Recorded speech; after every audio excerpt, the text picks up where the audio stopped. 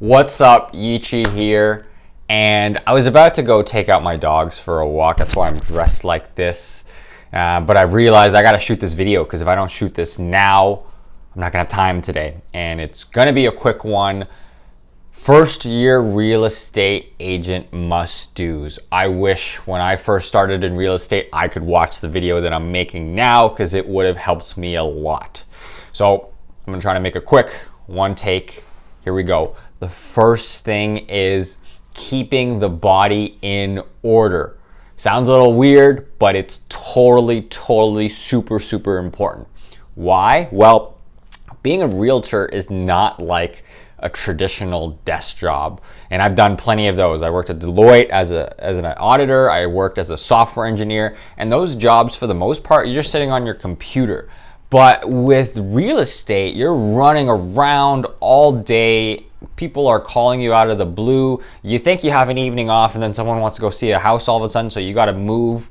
So it's super important to keep the body in order because A, you'll be able to act fast. And with real estate, if you're not fast, you're going to lose. And B, when your body is in order, what's up, buddy? That's my dog, Bear. He's a little, you can kind of see him. But when your body is in order, real estate is like a feel game, right? It's instinctive. It's sort of you're connecting to a future that kind of exists but kind of doesn't. And when your body is in tip-top shape, you're able to have a better feel. Your instincts work better because it's like, let's be honest, it's like you're working commission. It's like you're going out back in the day like the cavemen and you're going out and you're hunting. So super important to keep the body in order. And with that being said, that kind of transitions to the next thing you have to keep in mind, and that's time blocking, because oftentimes you want to get a workout in, but let's be honest, you don't have time if you don't do it in the morning. Like this video, if I don't shoot it now, I'm not gonna have time. So whatever, I'm dressed like this. So with working out, or with anything, really, you have to time block. Your time is basically what you're selling as a realtor, right?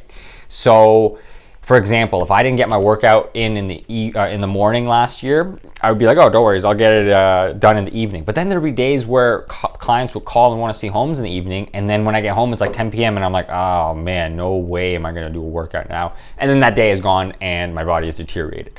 So I wish I did a better job last year in my first year, just blocking off that time in the morning, which is sacred. No one can really bother you. You get the stuff that you need to get done. And this goes beyond working out. This goes with everything.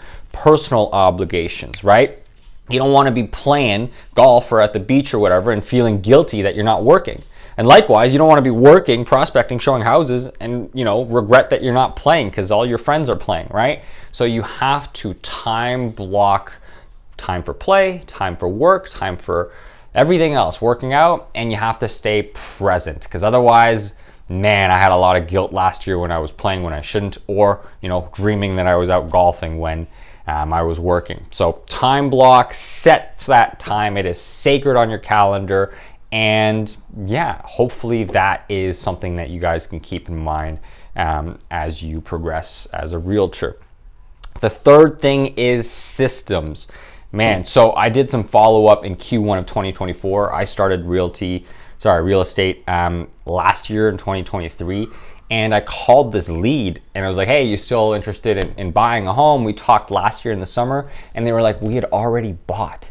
And I was like, because they were already on my database. I knew exactly what they wanted. They were in my database, which is KV Core at EXP. If you're with another brokerage, I'm sure you guys have another system, and if you're new to real estate, it's basically just an Excel spreadsheet to keep data. But regardless, I had this client, I knew that they wanted to buy something, and I lost the sale. Why? Because I didn't have systems in place. I used to just put leads in my database, and that's pretty much it. If I felt like it, I would follow up. If I didn't, forgot about them, right? So now every lead in KV Core has a task. I follow up after this many days, depending on what they say. I say this, and everything is organized, and I have time, back to the previous point, I have time blocked on my calendar to do that stuff. So not one lead is missed because, man, That hurts. That hurts a little bit. That's like a triple bogey, right? So systems, you got to have systems in place, and that goes with, you know, your time blocking, that goes with your lead generation prospecting, that goes with what to say, your scripts. Everything needs to be a system, because let's be honest, at the end of the day, the ultimate goal is to remove yourself from the equation so that the system can run itself and you can run a profitable real estate business with you out of the equation, right? Number 4, this is something that I wasn't very good at. Like, real estate is an emotional roller coaster, and I don't know how to do it, but maybe it comes with experience, but you just gotta not be emotionally involved, right? My mood would be dependent last year. I think I'm getting better at it now, but last year my mood would be dependent on whether a sale went through or not. So for example, you know, I had an offer out, and if it got accepted, yeah, I'm super hyped.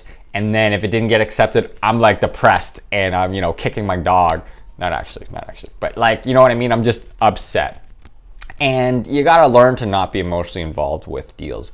At a certain point, I don't care how great of a realtor you are, at a certain point, there's not much else you can do, right? Because the seller or the buyer, they're looking at a certain price, they're wanting a certain thing. It's ultimately their decision. You're just a facilitator. So once you've done your job, once you've presented the offer, once you've negotiated and you've just let it, you know, marinate, there's not much you can do. So why be emotionally invested with it? Whether the deal goes through or not, or it does, fantastic, yay, whatever, but it doesn't matter. Don't be outcome oriented, be more process oriented. And that's super key, because otherwise you're gonna be very, very emotional, and that's not going to be good in terms of consistent output, right? Because you're going to feel down. You're like, all these other realtors are closing deals and I'm not. Or you're going to feel super high. You're like, I'm the shit.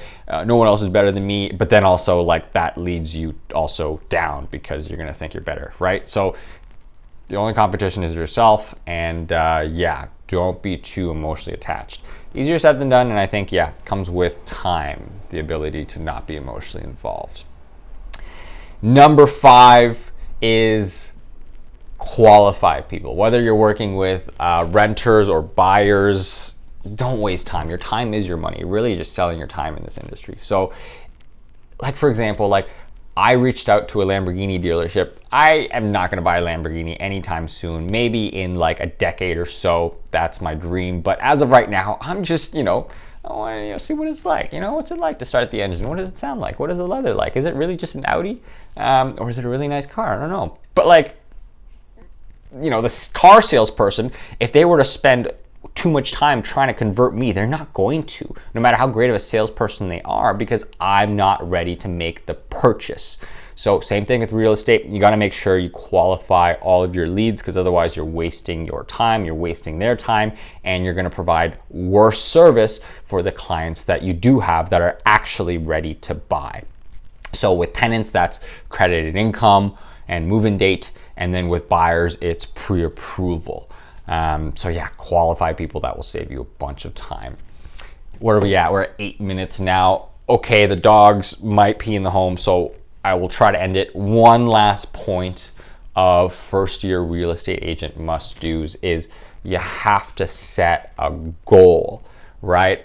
I don't know if you guys have watched my previous videos, but I set a goal to make $77,000 in my first year, and I achieved it.